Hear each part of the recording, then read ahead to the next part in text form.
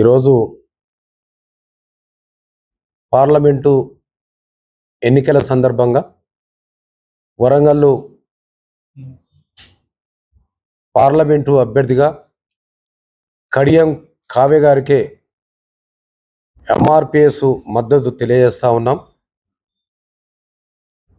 మాదిగల స్థిరకాలకు కోరికైనటువంటి ఏబిసిడిల వర్గీకరణ కోసం 29 సంవత్సరాల సుదీర్ఘ పోరాటంలో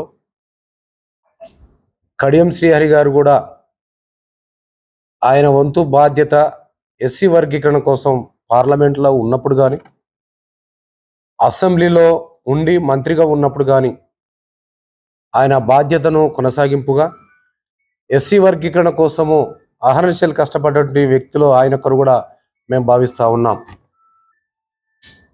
ఎస్సీ వర్గీకరణే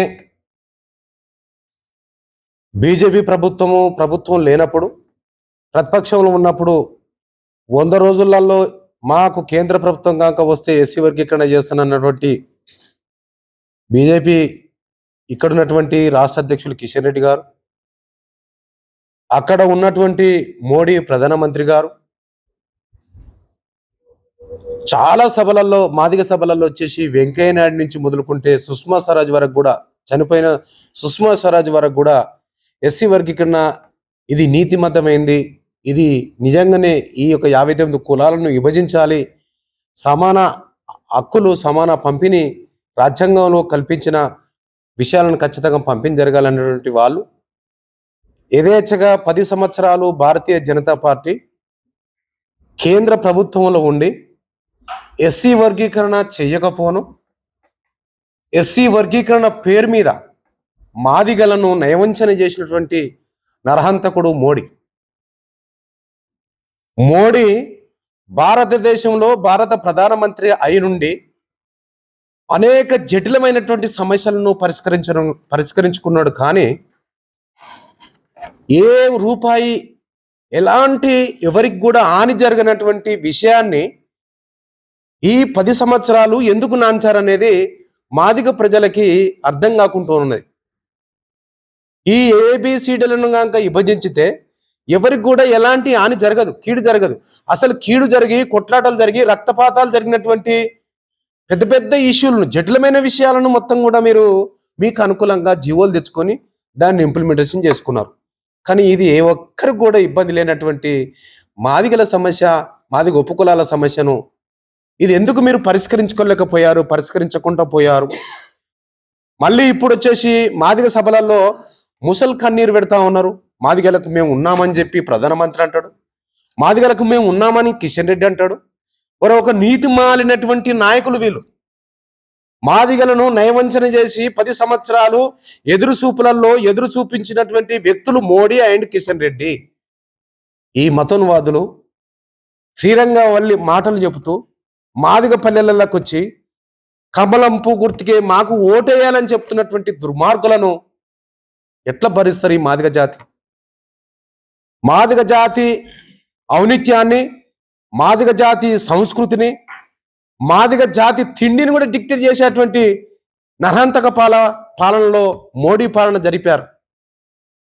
మా బిడ్డలు ఎక్కడైతే తెల్ల బట్టలు వేసుకొని ఎక్కడన్నా పెళ్లిళ్ళల్లో భరతులలో మంచిగా డాన్సులు చేసి ఎక్కడన్నా జర ముందుకు పోయి మేము మా యొక్క ఆత్మగౌరవాన్ని చాటుదామనే టైంలోనే అట్లాంటి పిల్లలను ఏరి చంపేస్తూ ఉన్నారు. ఈరోజు భారతదేశం మొత్తం కూడా అనేక రాష్ట్రాలలో గగ్గోలు పెడతా ఉన్నారు. మోడీ గారు మీరు దిగిపోండి, మీతో మాకు రక్షణ లేదు, మా బిడ్డలకు రక్షణ లేదు, మా బతుకులకు భరోసా లేదని చెప్తా ఉన్నారు. అనేక రాష్ట్రాలలో ఇప్పుడు తిరగబడతా ఉన్నారు. ఈ తెలంగాణ రాష్ట్రంలో కూడా ఖచ్చితంగా నిన్ను బొంద పెడతాం, నీ బీజేపీ పార్టీని బొంద పెడతాం. నీ బీజేపీ పార్టీ వల్ల మా మనోభావాలు దెబ్బతినడమే కాకుండా మాకున్నటువంటి చిన్న చిన్న ఆర్థిక స్తోమత సంక్షేమ పథకాలను కూడా నిర్వీర్యం చేశారు.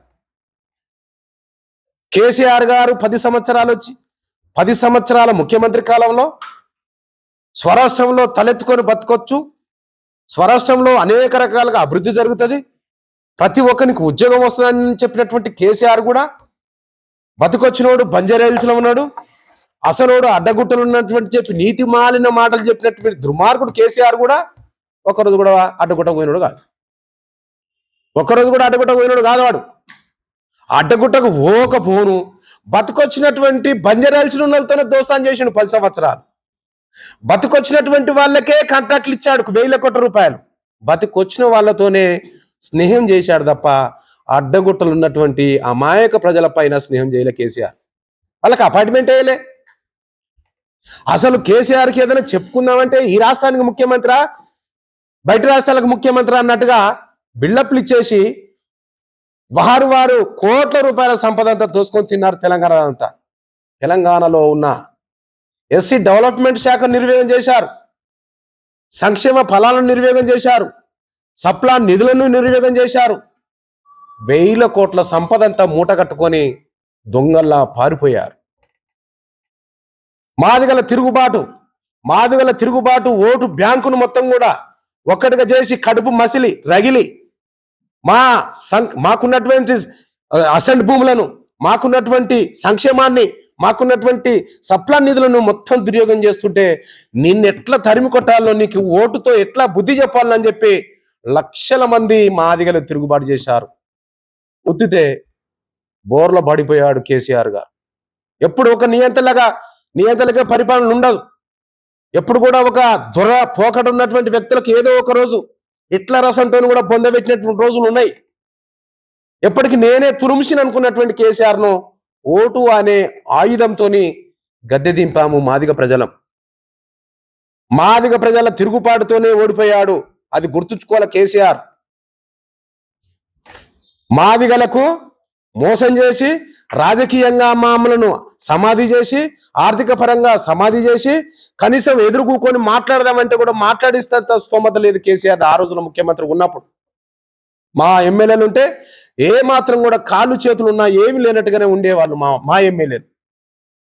ఎవరన్నా ఎదురుగా పోయి అయ్యా మా ఫలానా కోకపేటలో ఉన్న అసెంట్ భూమి, అద్దెకరం భూమి గుంజుకుంటారు సారు, గవర్నమెంట్ బోర్డు పెట్టారు, మేము 40 ఏళ్ల సంది ఉన్నాం, దున్నుకుంటున్నాము, ఎందుకు పెట్టారని అడగడానికి పోయినా కానీ అక్కడ డోర్లు ఓపెన్ అయ్యేది కావు.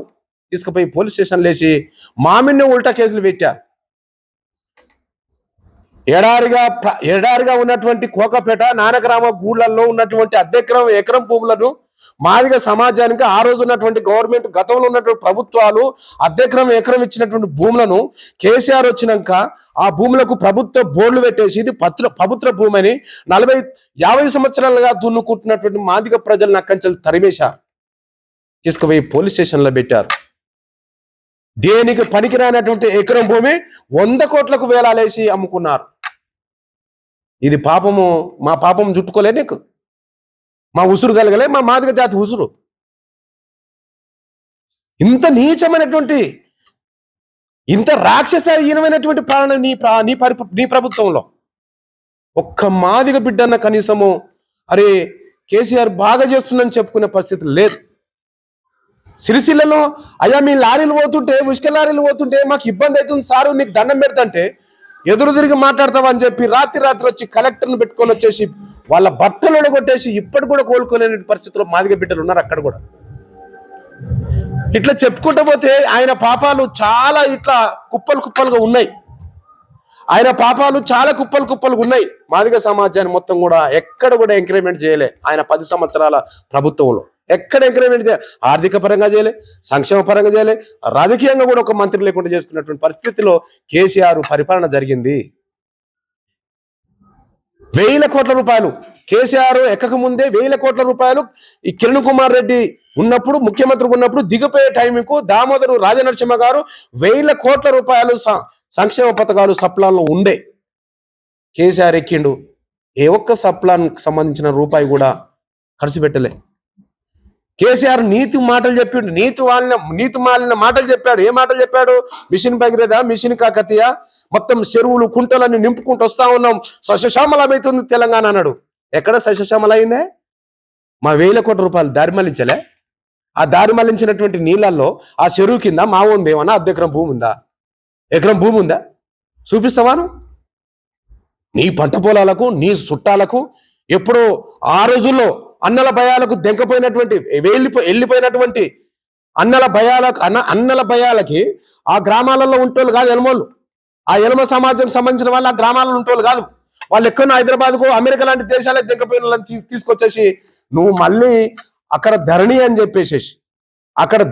తీసుకొచ్చేసి ఎక్కడైతే కబ్జాలు ఉన్నటువంటి ఆ పేద ప్రజల ఆ బడుగు బలహీన వర్గాలను తరిమి కొట్టేసి కబ్జా కాలాన్ని నిర్వీర్యం చేసేసి మొత్తం ఈ తెలంగాణలో ఉన్నటువంటి సంపద ఈ భూమిని మొత్తం నీ గుప్పట్లో పెట్టుకొని దోసుక తిన్నావు, ఒక దొంగ లెక్క బతికినవు.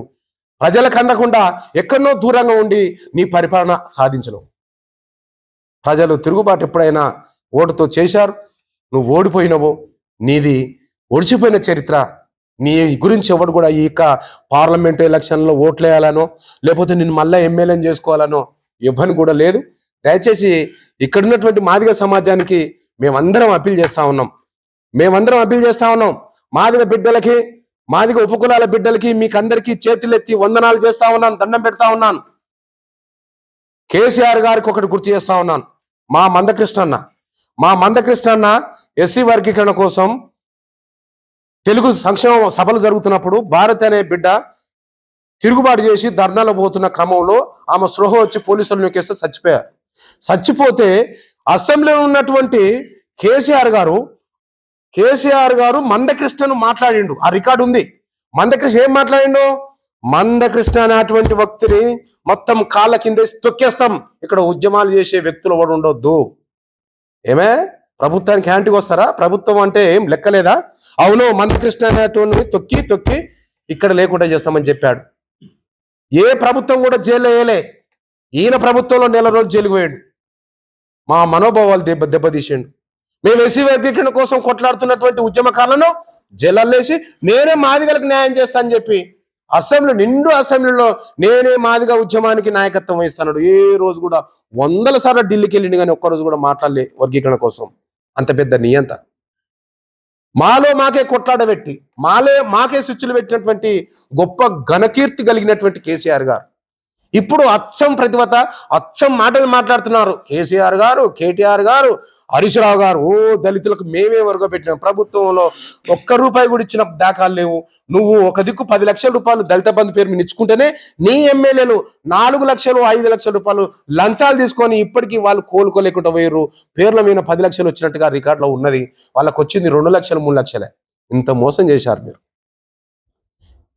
ఇకపోతే నీ హయాంలో ఆర్థిక స్తోమతతో పోయినా ఇక్కడ ఉన్నటువంటి ఆత్మగౌరవమైన ఆ స్కూళ్ళన్నీ కూడా దాదాపు 5,000 స్కూల్ మూశారు. ఎక్కడ కూడా స్కూల్ చదువుకోవడానికి కూడా మా పిల్లలకు ప్రభుత్వం పనిచేయకుండా పోయింది.